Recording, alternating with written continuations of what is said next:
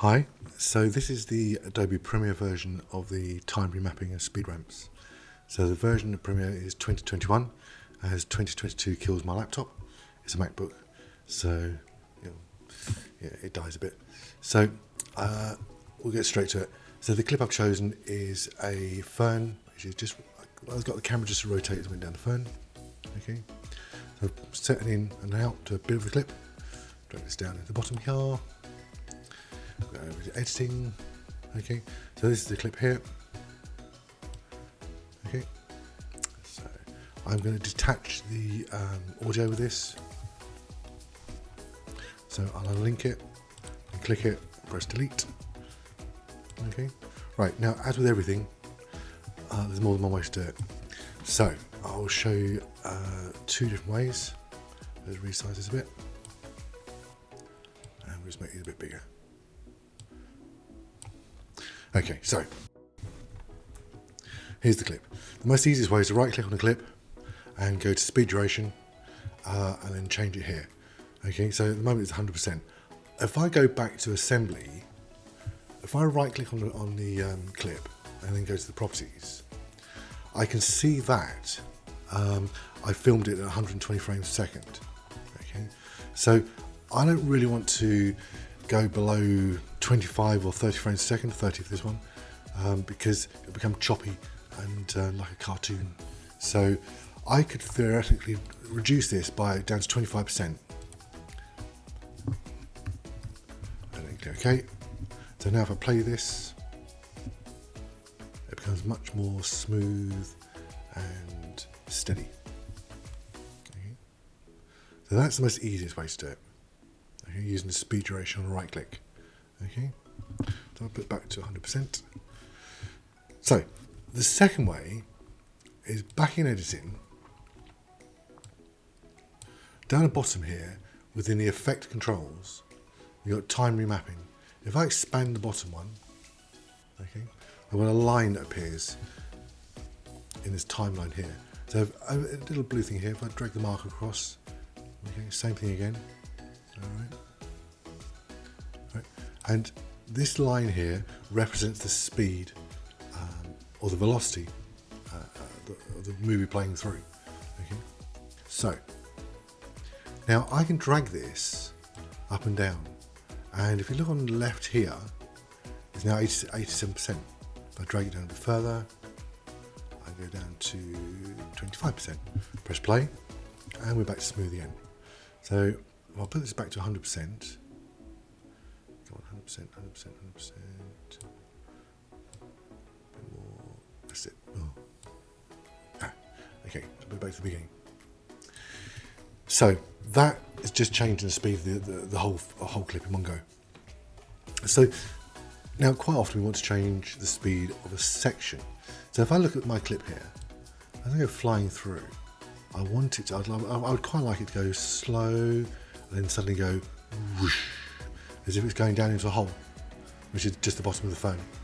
So what I'm going to do is I'm going to just look at, so maybe as it turns there, there's a good point here to turn and say, we'll drop into the hole, like Alice in Wonderland.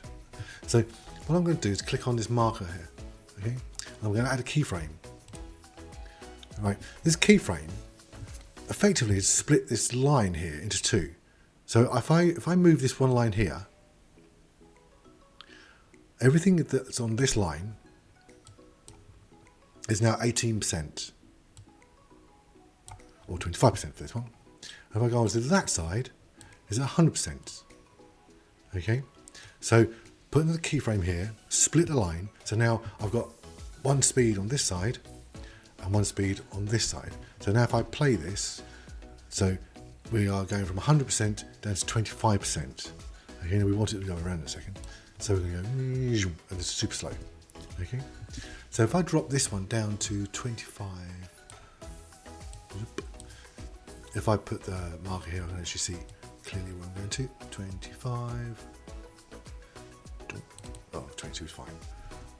Nice and slow.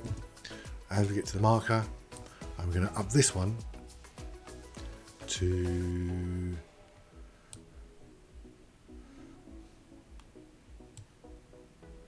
150%. so if I just play that from here, zoom.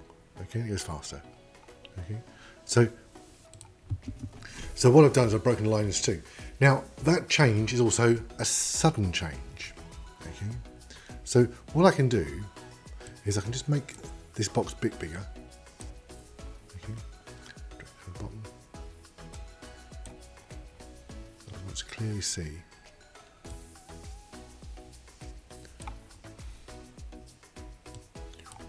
Okay, so let's make it as big as I possibly can. So we can see here, we go from 22% to 100%, okay, to 145% in a space of zero time. Just literally flicks over. But we don't like this. We want it to be gradual. We can be gradual fast or gradual slow. Now, at the top of the keyframe line here, there are these little tiny, like a marker looking thing here. Well, this actually is actually split into two parts. So if I click on the right bit, okay, I can drag them apart. If I click on the left one, I can drag them apart. Okay, and what happens is there's like this toggle thing that appears, this blue thing with two dots and a square in the middle. Now if I can hover over these dots here and I can drag them, if I line these two dots up with the line here goes diagonal, and watch what happens to the curve. Yeah, see it changing? Okay, so now we've got a bit more gradual. And if I stretch them out a bit,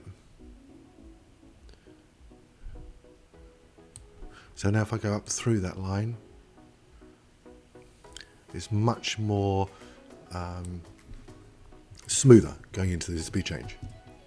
Okay, so if I do that once more, zoop. Okay, so nice and straightforward.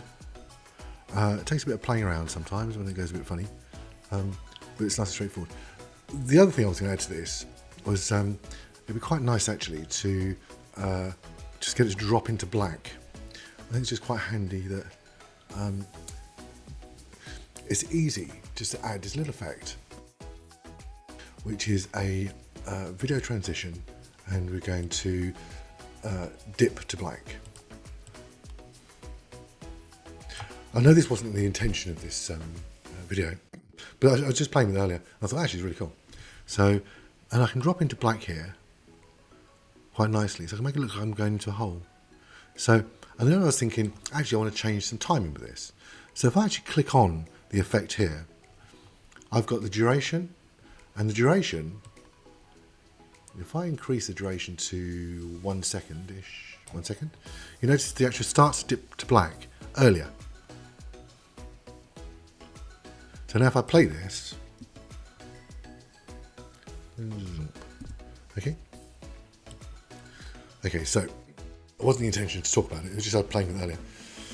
So basically, I can remap by right-clicking and go to speed duration, and that'll do the whole thing. Or it's easier, with a bit of practice, to do it up here using the effect controls. No timing effects, but I can also be in editing, and I can do the same thing here. Okay, add a keyframe, as many keyframes you like, and keep changing the speed all over the place. You can go fast, slow, whatever you like. One other little tiny tip actually for this: when you've actually got one of these panels selected, when the panel's selected, a blue outline appears around the outside. So if I select this one here, or this one here, or this one here, a blue line appears. Now if I press on the keyboard the tilde slash, which is like a little curly S sideways, I can take this to full screen. Okay, now it's the symbol that kind of looks like a what does it look like actually? I don't know. Like a flattened S, I suppose, but sideways. Okay, so I can go full screen and out of full screen. If I want to preview my video full screen, same thing again. Press spacebar, go a bit faster. Zoop. Okay, press the tilde slash again. Okay, so working sometimes in the effects controls makes it a lot easier if you can work in a bigger screen. Okay, now obviously if you're like rich, I'm not, but if you're rich, you can have multiple big screens, and it makes life a lot easier to work in panels. So just a little tip for you. So right, that's it. I hope this has been useful. Any questions, just give me a shout. obviously there's a million other ways to do this. I think, in my opinion, actually, I think DaVinci Resolve is a bit easier when doing the speed ramps. It's a lot more fluid and a lot more easier to control. I think sometimes within this panel here, these little markers and everything go a bit crazy, and the line can go a bit weird. Things disappear off the screen, and you're like searching around for the parts of the line, or it goes a bit, to 5,000% or something. So anyway, that's it. I hope it's been useful for you, and until the next one, thank you very much. Bye bye.